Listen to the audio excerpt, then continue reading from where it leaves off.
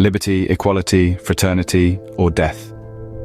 These words resonate through the tempestuous skies of Paris as the silhouette of a guillotine blade looms ominously. We find ourselves in the late 18th century, an era thrumming with the electric anticipation of change. Tensions simmer beneath the surface of French society, a powder keg of economic turmoil and social inequality, ready to ignite the spark of revolution. As the blade falls, we plunge into the heart of the French Revolution.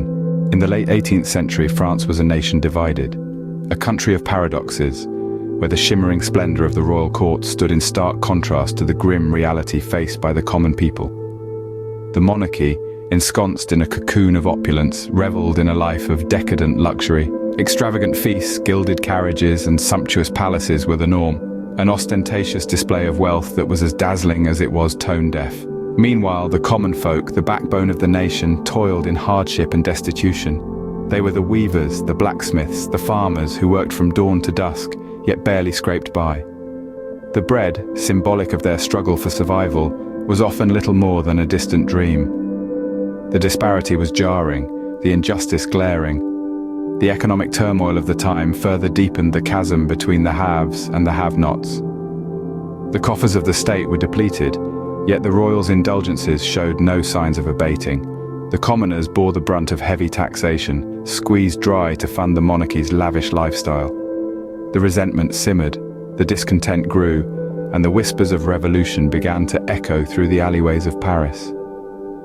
And so, the seeds of revolution were sown. The stage was set for a seismic shift that would shake the foundations of French society, heralding an era of change, of upheaval, and the rise of a chilling symbol of equality, the guillotine. In the midst of this turmoil, a new instrument of death emerged. As the cries for liberty, equality, fraternity echoed through the streets of France, the guillotine was born out of a paradoxical desire for humanity and death. It was a symbol that stood starkly against the backdrop of the French Revolution, its blade gleaming with the promise of swift, painless justice. This infamous machine was born from the mind of Dr. Joseph Guillotine, a man who, ironically, sought to bring compassion into the process of execution. He proposed the guillotine as a more humane method of dealing out death, a stark contrast to the brutal methods employed previously. The condemned would no longer suffer. Their demise would be quick, their pain fleeting. Yet, the guillotine was more than just an instrument of death. It was a symbol, a beacon of equality. In an era where social status often dictated the nature of one's punishment, the guillotine stood as an equalizer. Whether you were a noble or a commoner, the guillotine promised the same fate. It was a chilling reminder that in death, all were equal. But the guillotine was not just a symbol of equality, it was also a tool for fear. Its towering structure, the swift descent of the blade, the finality of its purpose, all served to instill dread into the hearts of those who dared to oppose the revolution. It was a grim testament to the lengths the revolutionaries were willing to go to ensure their vision of a new France came to pass. As the revolution raged on, the guillotine took on a far more sinister role. From an equalizer in death, it transformed into a symbol of terror. The streets of Paris ran red as the blade fell time and again, claiming lives in the name of liberty, equality, and fraternity.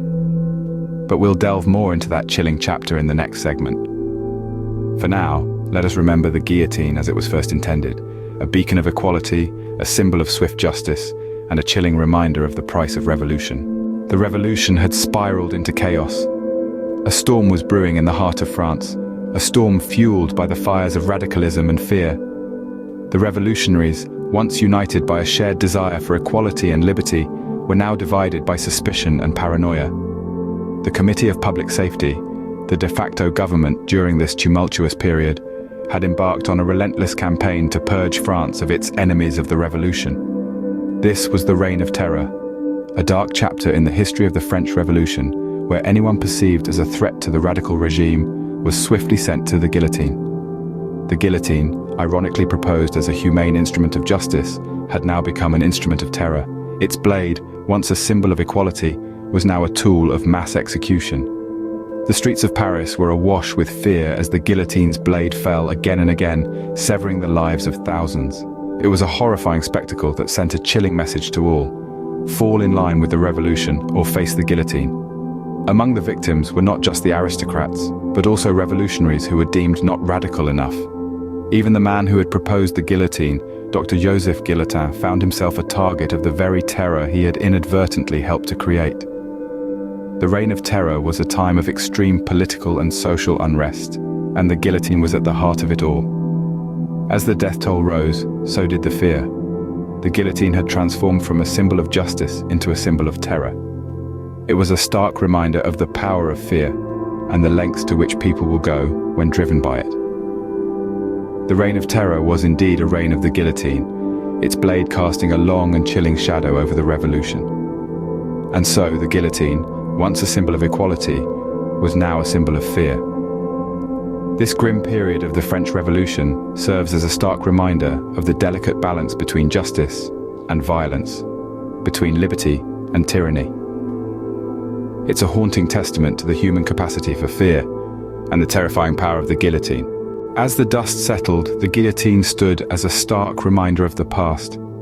This imposing instrument, born out of a quest for equality in the face of death, had become a symbol of terror, a harbinger of swift and inevitable justice during the French Revolution. Yet, despite the bloodshed, the guillotine and the revolution it epitomized left an indelible mark on French society and the world. The revolution, a beacon of the struggle for equality, liberty, and fraternity, shook the foundations of the old order. It challenged the entrenched norms of monarchy and aristocracy, paving the way for the rise of democracy and the concept of human rights. The guillotine, too, left its legacy. It was a stark reminder of the power of the people, their ability to dismantle a corrupt system, and the lengths they would go to achieve justice. It stood as a testament to the human capacity for both compassion and cruelty, reminding us of the fine line between justice and vengeance, between revolution and terror. This period of history also spurred societal and cultural changes. The revolution, with its emphasis on equality, led to significant shifts in the French social structure. The rise of the bourgeoisie, the decline of the aristocracy, the emergence of secularism, all these were outcomes of this tumultuous era.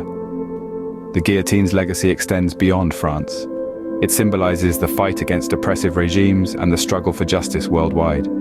It's a constant reminder of the power of people when united against a common cause, a symbol of the potential for change when society reaches its breaking point. Yet it also serves as a cautionary tale. The guillotine reminds us of the potential for violence and destruction when the quest for justice spirals into an uncontrolled frenzy. It represents the fine line between revolution and chaos, between justice and vengeance, between the desire for change and the thirst for power. Indeed, the guillotine's legacy is a complex one. It is a symbol of both the best and the worst of human nature, a testament to our capacity for both great change and great destruction. The guillotine, a chilling symbol of a tumultuous era, had left its mark on history. Today, the guillotine stands as a haunting reminder of the past. It serves as a chilling testament to the duality of human nature, a symbol of both the quest for justice and a tool of mass execution. Its stark, unyielding silhouette etches a stark image in our collective memory, a grim echo of the dark days of the French Revolution. The revolution itself was a crucible of change, a tumultuous period that forever altered the landscape of French society. It was a time of upheaval, of the desperate struggle for liberty, equality, and fraternity. Yet as the guillotine's blade fell, it brought with it not only the promise of justice, but also a reign of terror that consumed the very principles it sought to uphold. Fast forward to today's French Republic. Its symbols, the tricolour flag, the Marseillaise, the motto liberty, equality, fraternity, all bear the indelible imprint of the revolution. Yet they also carry with them the legacy of the guillotine, a constant reminder of the price paid for these ideals. The remaining guillotines, now silent and obsolete, stand as stark monuments to this turbulent past. They invite us, the onlookers, to reflect, to ponder on the balance between justice and violence, to question whether the ends truly justify the means, to ask ourselves how far are we willing to go in the pursuit of our ideals. As we delve into these reflections, we're drawn into a paradox. The guillotine, a symbol of the struggle for equality, also became a symbol of the terror that can ensue when the pursuit of justice spirals into violence. It serves as a sobering reminder that the road to liberty and equality is often fraught with peril, and that the pursuit of these noble ideals can sometimes lead us down a path of destruction. In the end, the echoes of the French Revolution continue to resonate. They reverberate through the annals of history, reminding us of the power of ordinary people to effect extraordinary change, and the thin line between justice and tyranny. And as we reflect on these echoes, we are left with a chilling reminder. Liberty, equality, fraternity, or death.